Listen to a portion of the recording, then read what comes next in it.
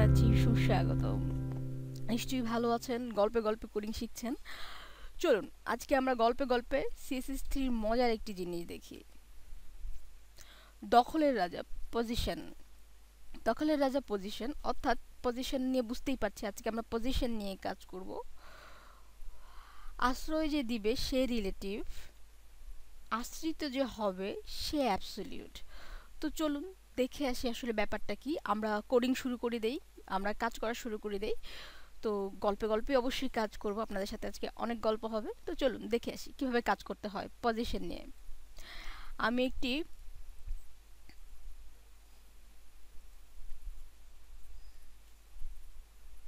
আমি একটি ফোল্ডার নিচ্ছি, নাম দিচ্ছি পজিশন এবং ইন্ডেক্স ডট এইচটিএমএল একটি ফাইল ওপেন করলাম।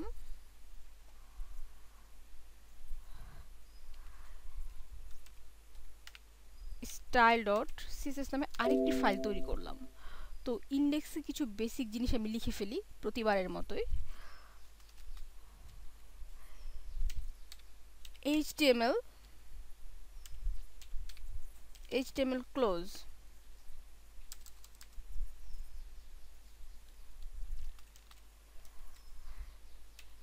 হেড ক্লোজ এবং বডি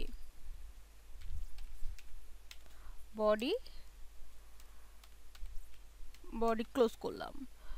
তো হেডের মধ্যে আমি আমার স্টাইল ডট সিএসএস নামে যে ফাইলটা তৈরি করেছি সেটাকে লিঙ্ক করিয়ে দেই। লিঙ্ক কিভাবে করাতে হয় আমরা জানি। লিঙ্ক, এটার একটি টাইপ আছে। এটার টাইপটি হচ্ছে টেক্সট স্ল্যাশ সিএসএস রেল, অর্থাৎ কি রিলেশন আছে কার সাথে, স্টাইল শিটের সাথে। href হাইপার রেফারেল, যে যে স্টাইল ডট সিএসএস নামে যেটা ওপেন করেছি অর্থাৎ যেটা তৈরি করেছি সেটার নামটাই হবে এখানে স্টাইল ডট সিএসএস। ব্যাস হয়ে গেল। এবার আমরা বডিতে কি ধরনের কাজ করব চলুন দেখে আসি। বডিতে বরাবরের মতোই আমি একটি ডিভ তৈরি করলাম এবং ডিভ ক্লোজ করলাম। এবার আমি একটি ক্লাস নেই আমার ইচ্ছে মতো, আমার পছন্দ মতো, যদু মধু নাম যে কোনো কিছুর হতে পারে। আমি নাম দিচ্ছি কন্টেন্ট, আপনি যে কোনো নামে নিতে পারেন। তারপর আরেকটি ক্লাস নেই, আরেকটি ডিভ নিলাম কন্টেন্টের ভেতরে এবং ক্লাস নিচ্ছি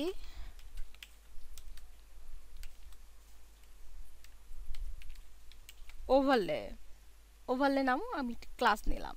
আমরা এই কাজটা কেন করেছি, কারণ পজিশন বুঝতে হলে এখানে বুঝতে হবে আশ্রয় যে দেবে সে রিলেটিভ, আশ্রিত যে হবে সে অ্যাবসলিউট, মানে দুইটা ডিভ নিয়ে আমাদের কাজ করতে হবে। দেখুন কন্টেন্ট হচ্ছে আশ্রয়দাতা, আশ্রয় যে দিবে সে রিলেটিভ, কন্টেন্ট হচ্ছে আশ্রয়দাতা, কারণ কন্টেন্ট ডিপটার মধ্যেই আমার ওভারলে ডিপটা অবস্থান করছে। সুতরাং বোঝা যাচ্ছে ওভারলে হচ্ছে আশ্রিত এবং কন্টেন্ট হচ্ছে আশ্রয়দাতা।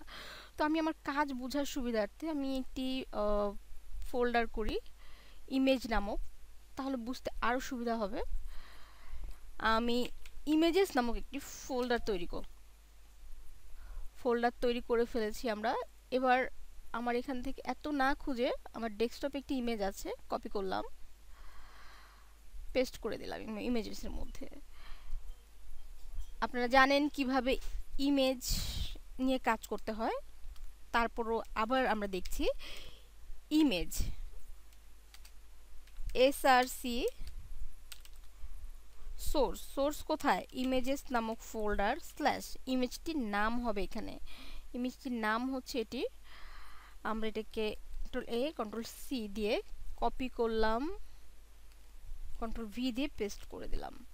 ব্যাস হয়ে গেল। তো চলুন দেখে আসি, আমরা ব্রাউজারে রান করে দেখে আসি কিছু এসেছে কিনা।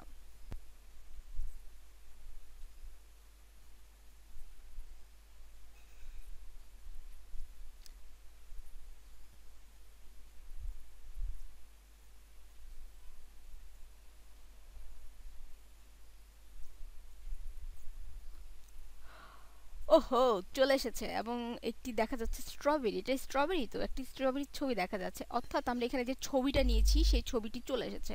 কন্টেন্ট ডিভের মধ্যে আমি একটি ইমেজ নিয়েছি এবং আরেকটি ডিভ নিয়েছি ওভারলে নামক। তো চলুন আমরা সিএসএস শুরু করে দেই।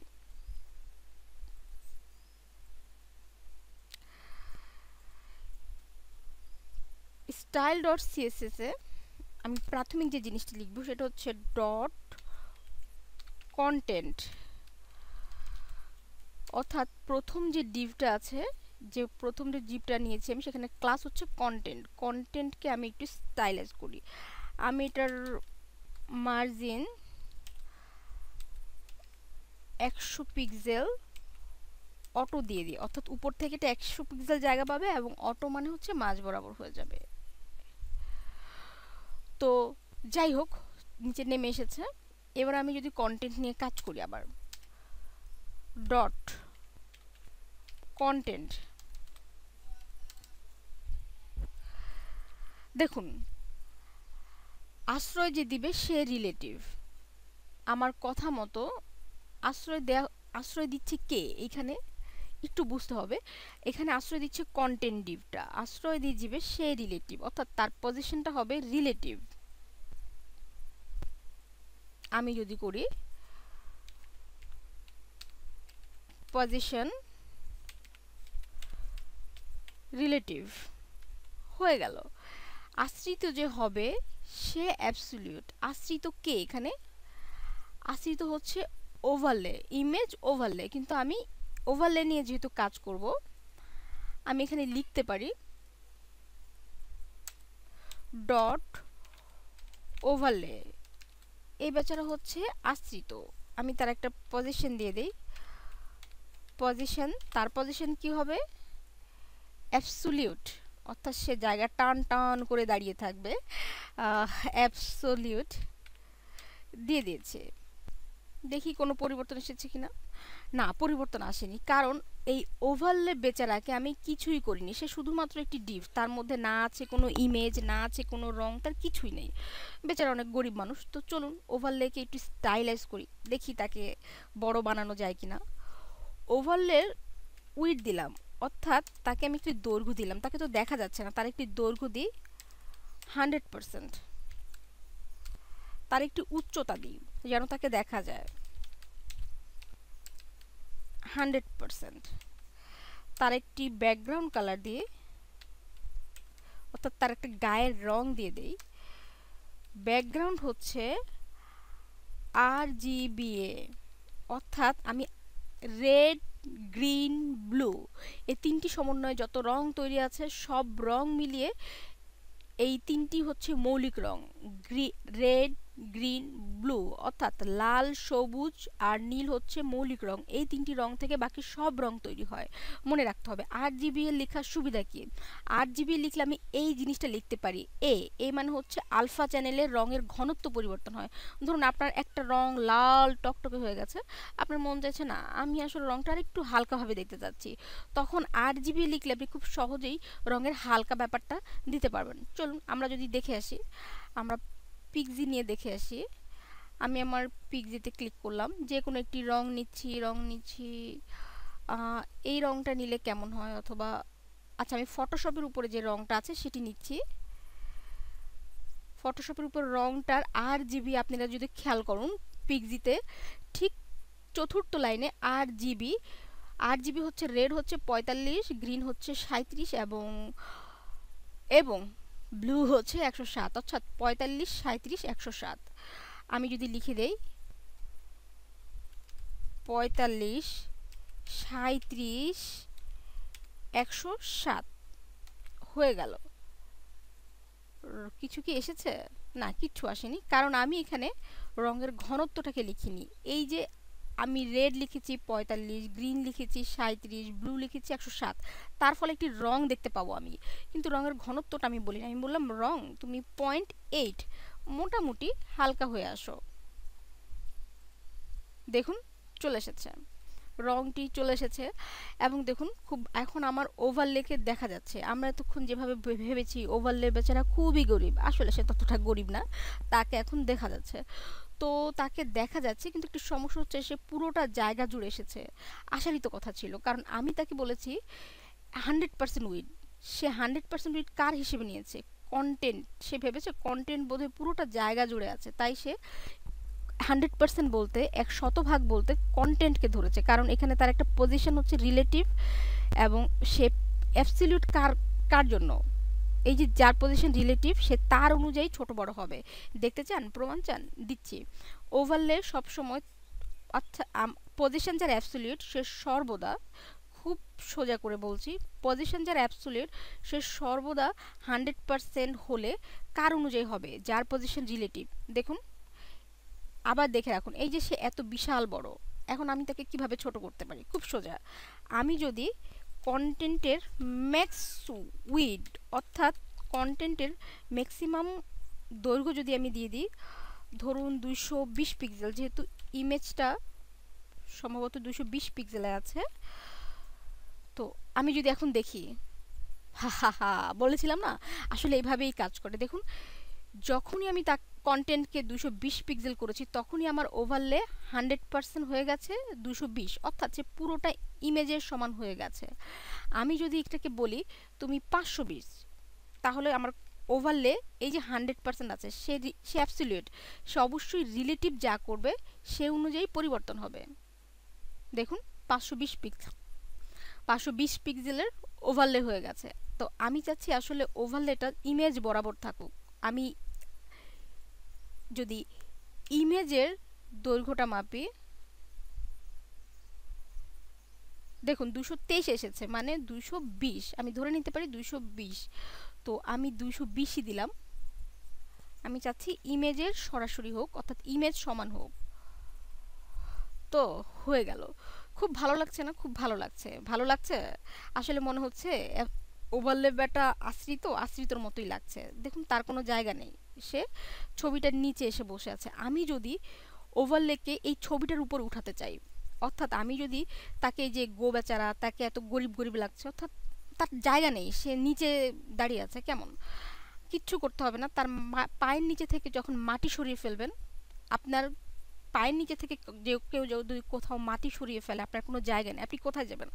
আপনার রিলেটিভের কাছে যাবেন, আপনার আত্মীয়র কাছে যাবেন। আমি আবারও বলছি, ধরুন আপনার পায়ের নিচে থেকে কেউ মাটি সরিয়ে ফেললো, আপনি কোথায় যাবেন? আপনি আপনার আত্মীয়র কাছে চলে যান, অর্থাৎ আপনি আপনার রিলেটিভের কাছে চলে যাবেন। আমি ওভারলের প্রমাণস্বরূপ আমি দেখাচ্ছি, আমি ওভারলের পায়ের নিচে থেকে মাটি সরিয়ে ফেলছি, অর্থাৎ বটম। বটম মানে হচ্ছে নিচে, বটম 0 দিয়ে দেই, এবং লেফট 0, লেফট 0 কেন দিলাম দেখাচ্ছি। দেখি বটম 0 দেওয়ার পর কি হয়। দেখুন, সে উঠে গেছে। ব্যাপারটা মজার না? পজিশন রিলেটিভ নিয়ে, অ্যাবসলিউট নিয়ে কি সুন্দর করে কাজ করা যায়। আমি যদি বটম 0 না দেই, আমি যদি তাকে বটম 0 না দেই, অর্থাৎ দেখুন সে নিচে দাঁড়িয়ে আছে। আমি যখনই তাকে বটম 0 দিলাম, অর্থাৎ আমি যখনই বললাম তোমার বটম 0, তোমার পায়ের নিচে মাটি নাই, তখনই সে কী করলো, চট করে তার রিলেটিভের কাছে উঠে গেল, তার রিলেটিভের ঘাড়ে উঠে গেল। যাই হোক, তো আসলে আমি রং চাইলে পরিবর্তন করতে পারি, যে কোনো রং। আমি একটি সুন্দর রং নেই, তো সুন্দর রংটি হচ্ছে একটু লাল রং নেই। এটার RGB হচ্ছে 213 10 10। তো চলুন 213 10 10। বাহ, সুন্দর হয়েছে। কিন্তু দেখুন, আমার এটা খুব গাঢ় লাগছে, খুব বেশি ভারী লাগছে রংটা। আমি যদি এই রংটাকে এখন হালকা করে দিতে চাই, আপনি অন্য কোনো সময় হলে, অন্য কোনো সময় চাইলেও পারতেন না, কিন্তু এখন আপনি পারবেন, কারণ এখন আপনার কাছে আছে এ, RGB দিয়ে আপনি এই যে রঙের হালকা পাতলা গাঢ় মোটা যে কোনো কিছু করতে পারেন। আমি 5 দিলাম, 0.5। দেখুন, এখন পাতলা হয়ে যাবে, রংটা হালকা হয়ে যাবে। হয়ে গেছে তো? আসলে আমি যা বলছি তাই হচ্ছে, এটা খুব মজার একটা বিষয়। তো হয়ে গেছে। আসলে আমরা দেখুন পজিশন নিয়ে, পজিশন রিলেটিভ অ্যাবসলিউট নিয়ে কত সুন্দর করে কাজ করলাম। তো আমি চাইছি কি, যে আসলে এটা এক জায়গায় দাঁড়িয়ে আছে, তো আমি আরও কিছু কাজ করি। এক জায়গায় দাঁড়িয়ে না থেকে গোবাচারার মতো একটু নড়াচড়া করুক, একটু সুন্দর হোক। কি করতে হবে, আমি ওভারলেকে যদি হোভার করি, অর্থাৎ আমি কন্টেন্টকে যদি হোভার করি, আমি চাই এই যে ওভারলেটা, এই যে উপরে যেই লাল ব্যাপারটা পড়েছে সেটা ডানে আসুক, উপরে আসুক, অথবা যে কোনো কিছু হোক। তাহলে কি হবে, কিভাবে লিখতে হবে, কন্টেন্টকে আমি যখন হোভার করব, অর্থাৎ আমি যখন কার্সরটা কন্টেন্ট, এই যে এই ব্যাপার, এই জায়গাটা তো কন্টেন্টের, কারণ কন্টেন্ট হচ্ছে আমি তার জায়গার উপরে ওভারলেকে বসিয়েছি, সে আশ্রিত। তো দেখুন, ডট হোভার হবে, কন্টেন্ট যখন হোভার হবে তখন ডট ওভারলে, আবারও দেখুন কন্টেন্টকে আমি যখন হোভার করব তখন ডট ওভারলেকে আমি কি করব, কিছু একটা করব। ধরুন আমি ওভারলেকে করতে চাচ্ছি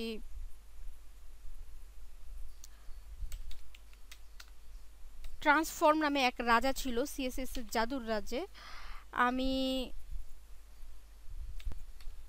ট্রান্সফর্ম রাজাকে লিখলাম, তার একজন সৈন্য ছিল। স্কেল, স্কেলের আমি যদি বলি স্কেল 1.1, অর্থাৎ আমি বলতে চাচ্ছি স্কেল 1.1 হবে, তাহলে কেমন হবে, কিচ্ছু হবে না। আমি যখন, কিন্তু আমার এই কাজটি করতে হলে যেটি করতে হবে সেটি হচ্ছে ডট ওভারলে। ওভারলেকে আমি বললাম, ওভারলে তুমি প্রথম অবস্থায় ছোট থাকো, অর্থাৎ তুমি স্বাভাবিক অবস্থায় ছোট থাকো। ট্রান্সফর্ম নামক রাজা কেবল বড় করে, আবার কিছু কিছু ক্ষেত্রে ছোটও করে। আমি স্কেল দিয়ে তাকে বললাম তুমি ছোট হয়ে যাও, 0.5 দিয়ে সে ছোট হবে। আমি যখন তোমাকে হোভার করব তখনই কেবল তুমি বড় হবে। দেখুন সে ছোট হয়ে গেছে।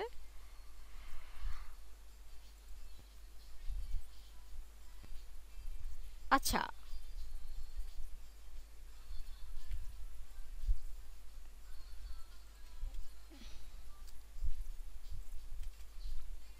আমি এবার দেখব, দেখুন ছোট হচ্ছিল তারপর বড় হয়ে যাচ্ছে। আমরা যদি একটু দেখি, দেখুন ব্যাপারটা কি আছে, লাল জিনিসটা ছোট আছে, তারপর আমি যখন তাকে হোভার করছি সে বড় হয়ে যাচ্ছে। আমি স্বাভাবিক অবস্থা ওভারলেকে বলেছি ওভারলে ভাই, ওভারলে তুমি একটু ছোট থাকো, 0.5 থাকো, কিন্তু আমি যখন তোমাকে বড় হোভার করব তখন তুমি স্কেল 1 হয়ে যেও, অর্থাৎ তুমি বড় হয়ে যাও। দেখুন আপনি যা বলছেন সে কিন্তু তাই করছে, হচ্ছে তো। এবার আপনার মনে হলো যে না আসলে আমি একে স্কেল স্কেল পরে করব। আরেকটা জিনিস এখানে খুব ধূপ করে আসছে ব্যাপারটা, তো আমরা একটি কাজ করতে পারি। কাজটা কি হতে পারে, দেখুন খুব ধূপ করে আসছে। আমাদের, আমরা জানি আমাদের এক রাজা ছিল, তার নাম ছিল নরম রাজা, এবং তাকে আমরা বলেছি গল্পে গল্পে নরম রাজা। তো সে আসলে হচ্ছে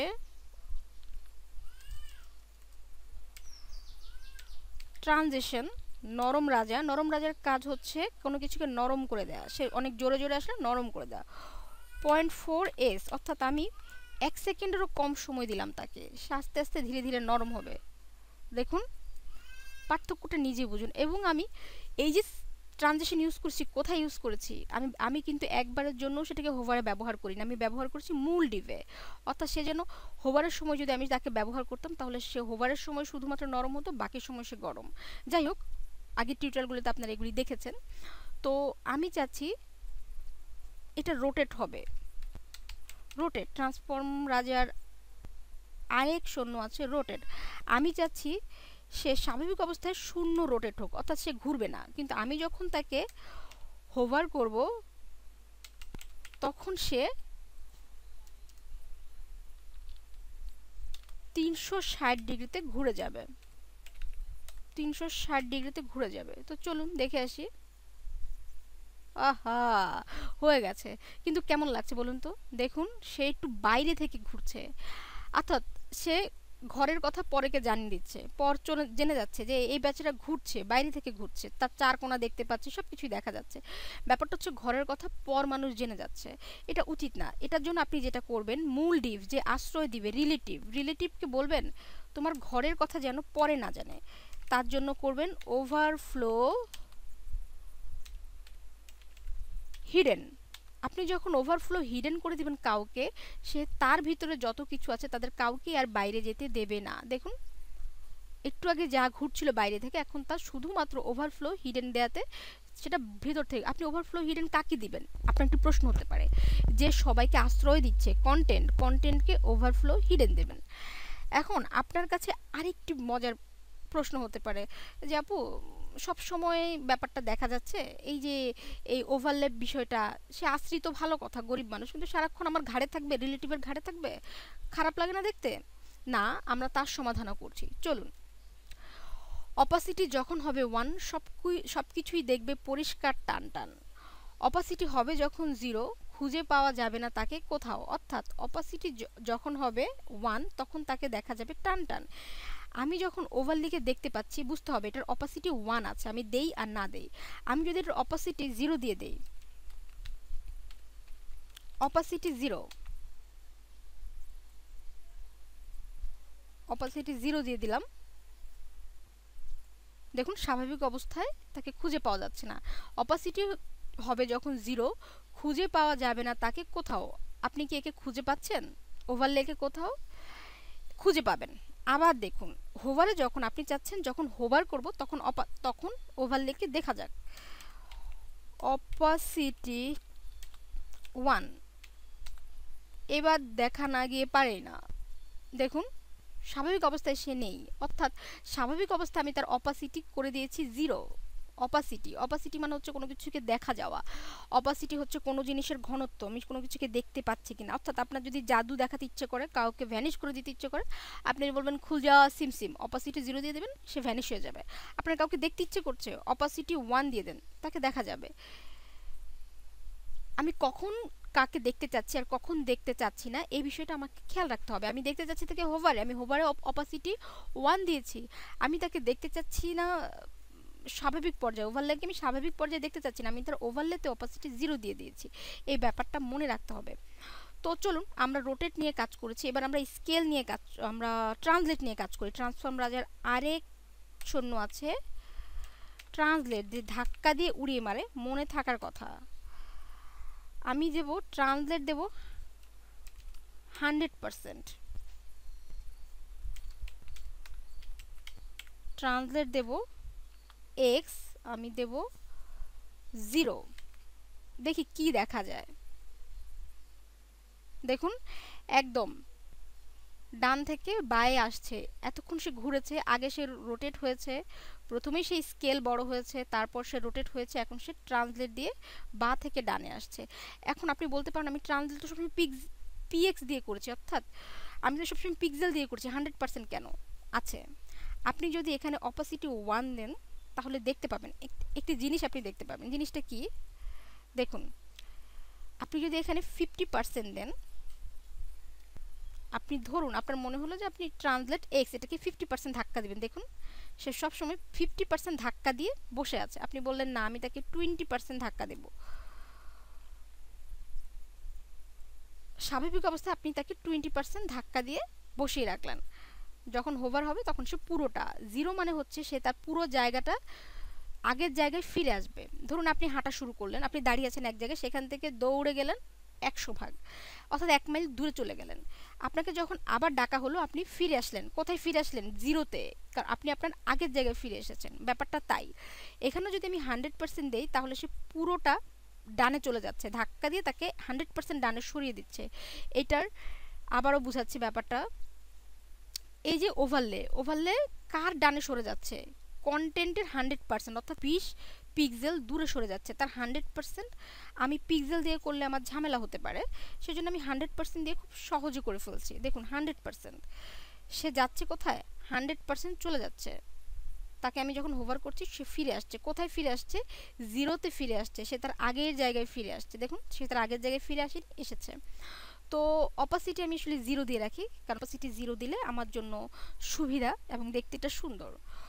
দেখুন অপাসিটি যখন হয়েছে 0 খুঁজে পাওয়া যাচ্ছে না তাকে কোথাও, অপাসিটি হচ্ছে যখন 1 পরিষ্কার দেখা যাচ্ছে টান টান, ব্যাস সূত্র হয়ে গেল। যে আশ্রয় দিবে সে রিলেটিভ, যে আশ্রিত হবে সে অ্যাবসলিউট। তো হয়ে গেল আমাদের আসলে। তো আমরা আসলে আগের জায়গাটা ফিরে যাই। স্কেল, স্কেল স্বাভাবিক পর্যায়ে কি করেছে 0.5, আর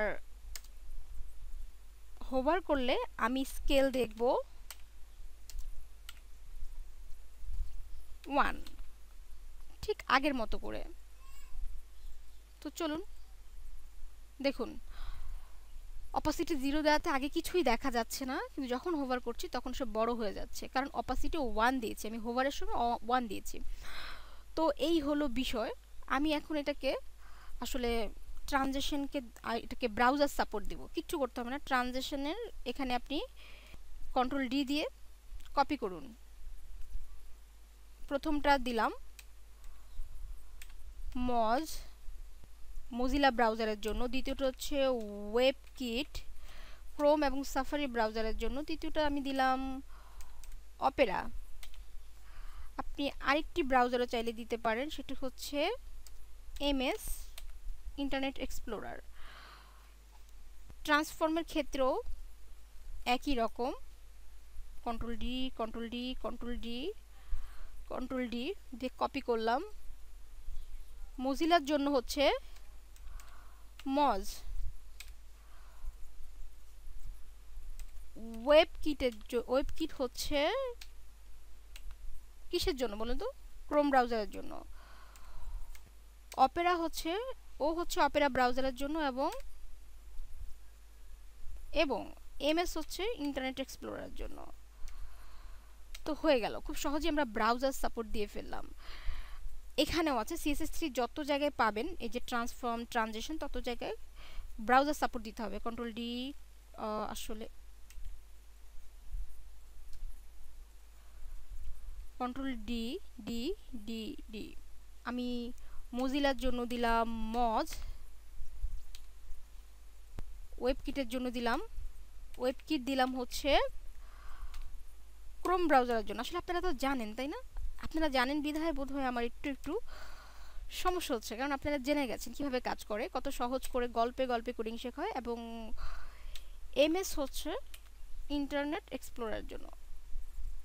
হয়ে গেল সব ব্রাউজারের জন্য। আচ্ছা, আপনার মনে হতে পারে যে আমি ওভারলেতে যদি কিছু লিখিনি, আমি যদি কিছু লিখি, আপনি লিখতে পারেন ওভারলেতে, চাইলে কিছু লিখতে পারেন। আমি H2 দিলাম, H2 কে ক্লোজ করলাম। আমি এখানে দিলাম